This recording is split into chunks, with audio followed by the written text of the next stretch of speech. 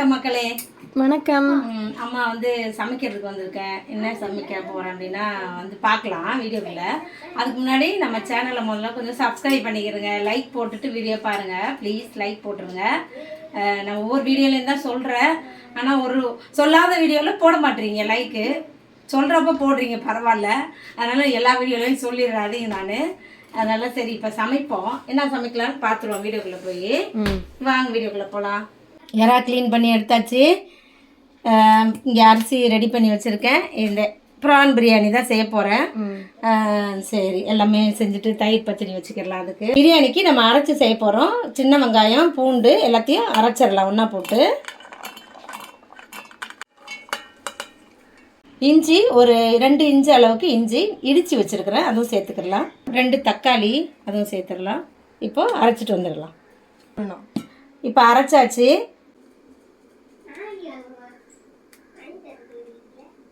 எண்ணெய் ஊற்றிக்கிடலாம். நெய் 1 ஸ்பூனு.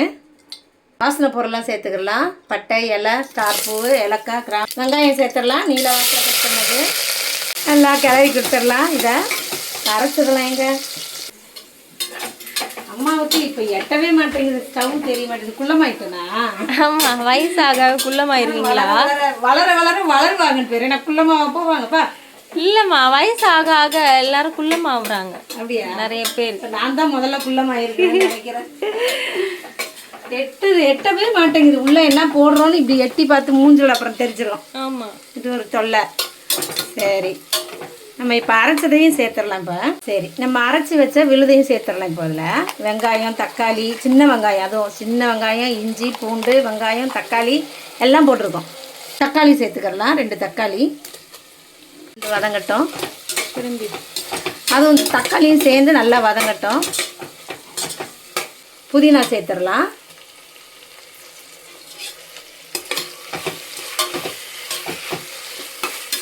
அப்படி எப்போ சேர்த்தாலும் எல்லாம் நல்லா தானே வெந்துடும், வதங்கிடும். நம்ம 2 பச்சை மிளகாவும் அதோட சேர்த்துடலாம். மிளகாத்தூள், காஷ்மீரி மிளகாத்தூள். நான் கஸ்தூரி மிளகாத்தூள் சொல்லலை, காஷ்மீரி மிளகாத்தூள் சொல்கிறேன். அது ஒரு 1.5 ஸ்பூன் போட்டுக்கலாம். கரம் மசாலா ஒரு 1/2 ஸ்பூன். எல்லாம் நல்லா வதங்கட்டும். மசாலாலாம் நல்லா எண்ணெய் பிரிஞ்சு வரட்டும், நல்லாயிருக்கும். தயிர் 2 ஸ்பூன். நல்லா எல்லாத்தையும் கலந்து விட்டுடலாம். உப்பு 1 ஸ்பூன் தேவையான அளவுக்கு. நம்ம எறாவை அப்படியே சேர்த்துடலாம். க்ளீன் பண்ணி வச்சுருக்க எறாவை 2 டம்ளர் அரிசி எடுத்து ஒரு 20 நிமிஷம் ஊற வச்சுருக்கேன். இதை இப்போ கழுவி க்ளீன் பண்ணி எடுத்துட்டேன். நான் சேர்த்துக்கிடலாம் பிரியாணியில். சரி, இப்போது நல்லா ஒரு லைட்டாக ஒரு கலர் கொடுத்துட்டு நம்ம தண்ணி சேர்த்துடலாம்.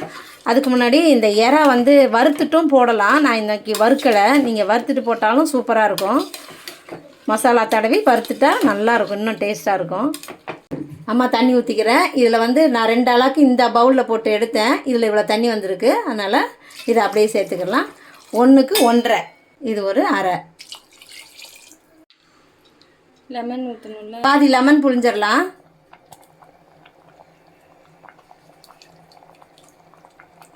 கொத்தமல்லி கொஞ்சமாக சேர்த்துடலாம். குக்கரை மூடிடலாம்.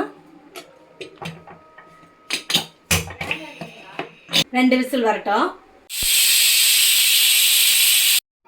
சரி, பிரியாணி இப்போ நம்ம ஓப்பன் பண்ணி பார்த்துடலாம். சூப்பராக இருக்குது, பார்க்கவே அருமையாக இருக்குது.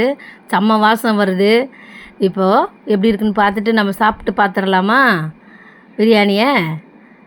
இப்படி பொழு பொழுன்னு வரும். இன்னும் ஆறினோன்னா நல்லா பொழு பொழுன்னு வரும். இப்போ தட்டில் போட்டாச்சா, போட்டு சூப்பராக சாப்பிட்றலாம். சுட சுட இருக்குது.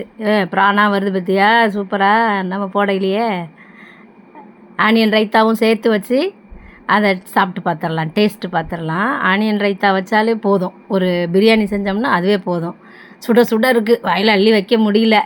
இதே மாதிரி நீங்களும் செஞ்சு சாப்பிட்டு பாருங்கள். நம்ம அடுத்த வீடியோவில் பார்க்கலாம். பாய்.